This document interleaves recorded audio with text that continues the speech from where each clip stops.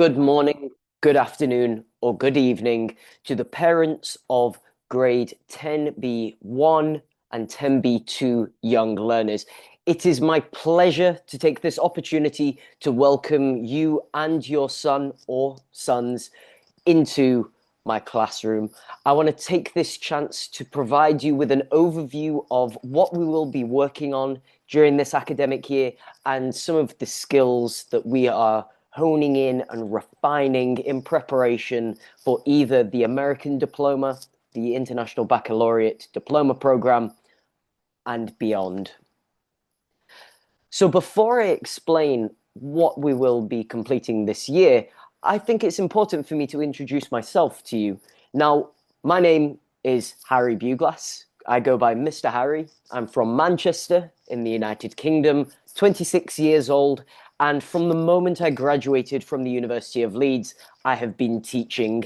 I graduated in the summer of 2020 and moved to Azerbaijan as a high school English teacher in September 2020.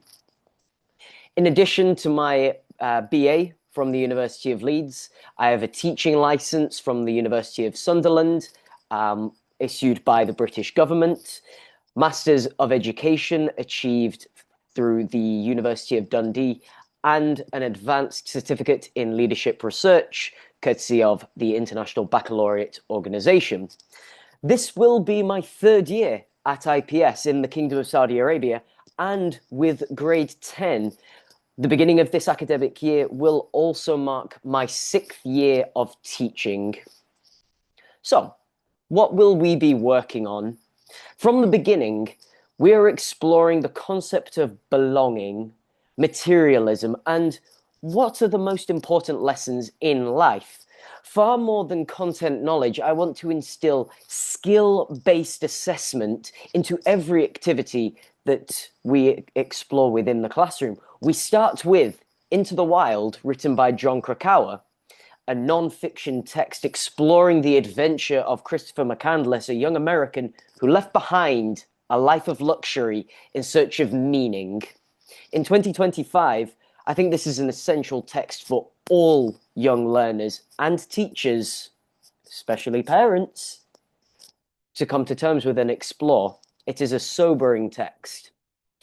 Following this, in November, we'll begin our second literary work, The Metamorphosis, written by Franz Kafka. Now, while we're working on a semester basis as opposed to trimester, our literary text will extend beyond the December winter break, taking us into our final comparative analysis of these two texts in February. Now, once we've explored these two texts, we continue skill-based assessment into a non-literary analysis. Why? Direct preparation for the diploma program. To begin with, Jaws will be our focus and compared in terms of stylistic features to The Life of Pi.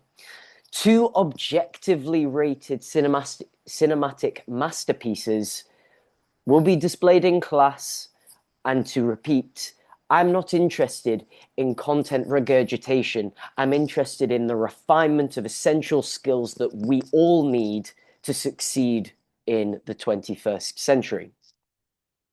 Now, as well as what will be taught and what will be assessed, how your children will be assessed is also essential.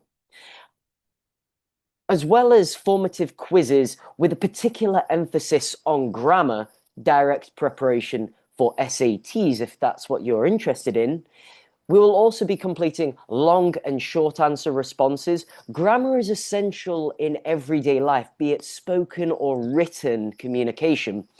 But aside from essays, presentations, speeches, group and pair work, complementing the individual assessments, we'll also have end of year or end of semester examinations demonstrating abilities to perform under time constraints, as well as project-based learning. This is all to reiterate our goal as a grade 10 staff that at IPS, We don't believe in a single model of assessment. We don't believe that essays reflect the intelligence, the intellect, or potential of your children. Instead, we're using assessments as an opportunity for growth and reflection on the part of your children and teachers. So, what has changed from last year, and why am I telling you what we've removed and what we've put in place? Well, to me, it's important to communicate to you that we are constantly refining our curriculum. We don't merely regurgitate and replicate what was used previously because it's what we've always done. Instead, every year we have endeavored to adjust the curriculum to fit the new cohort of grade 10s sat before us. Unit 3 focused on materialism, and we felt that this replicated too many of the themes and repeated too many of the skills to be instilled as Unit 1 and Unit 2. Instead of removing this learning altogether, we adjusted our 3-year plan from grade 10 to graduation and added Guy de Maupassant as our prime author for materialism and Chinua Achebe into our IBDP curriculum as short stories. In place, we added direct preparation and diversification of our curriculum, moving it away from a reading-based grade for English to a non-literary basis where we assess thought and feeling, stimuli and emotion. Why do we feel a particular way about a text? What makes something timeless? Consistently asking the question, why? So what?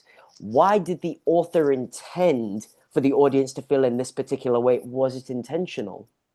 Constantly asking the question why and to what extent will be the key to your son's success. I think it's also important for me to mention homework is not something that I regularly distribute.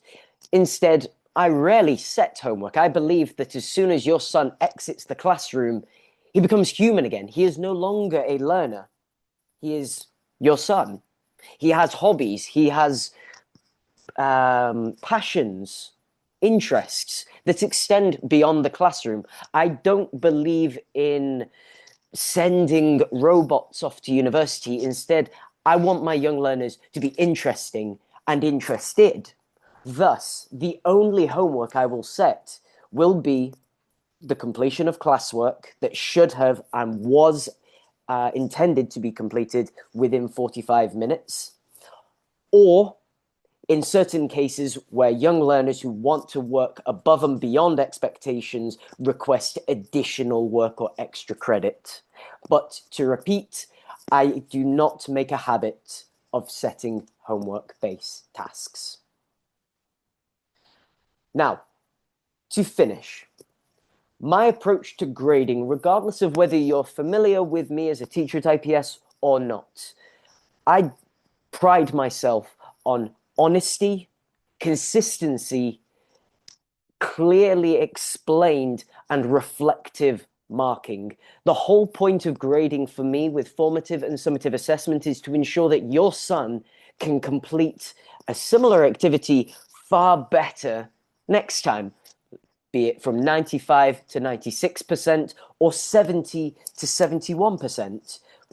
Progress is what we crave. It's what we yearn for. However, oftentimes it's confused for a punishing or excessively harsh, unclear, and potentially insulting approach to marking.